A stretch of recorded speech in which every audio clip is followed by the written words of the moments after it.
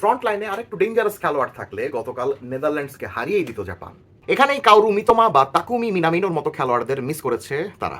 Takefusa কুবোকে বারবার পেছনে নেমে আসতে হচ্ছিল, যে কারণে নিয়মিত ট্রানজিশন সিচুয়েশন ক্রিয়েট করে নেদারল্যান্ডসকে যন্ত্রণা দিতে পারেনি তারা। কিন্তু যেভাবে মিড ব্লক মেনটেন করে ডিফেন্ড করেছে, তাতে তাদের স্ট্রাকচার নিয়ে প্রশংসা করাই যায়। ওদিকে ট্যাকটিক্স ওয়াইজ নেদারল্যান্ডসের কোচ রোনাল্ড কোমান ছিলেন একদমই ছন্নছাড়া। বল পায় তাদের তেমন কোনো ডিফাইন্ড কম্বিনেশন প্ল্যান দেখা যায়নি। প্লেয়াররাও নিজেদের জোনেই থেকেছেন বেশিরভাগ সময়, নিজেদের মধ্যে রোটেশনও করেননি তেমন। ডান দিকে গ্রাভেনবার্গ আর রাইট ফিঙ্গার সামারভিলের কম্বিনেশন আর ইন্ডিভিজুয়াল ব্রিলিয়ান্সি নেদারল্যান্ডসকে দুটো গোল এনে দিয়েছে। কিন্তু আবারও সেই কোমানের ভুল সিদ্ধান্তের কারণে শেষ মুহূর্তে গোল হজমও করতে হয়েছে।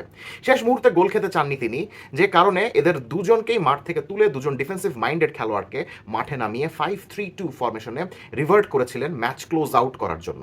তাতে নেদারল্যান্ডসের অ্যাটাক আর ক্রিয়েটিভিটি আরও বেশি ভোঁতা হয়েছে, ফলে জাপান তাদের আরও বেশি চেপে ধরে গোল বের করে এনেছে।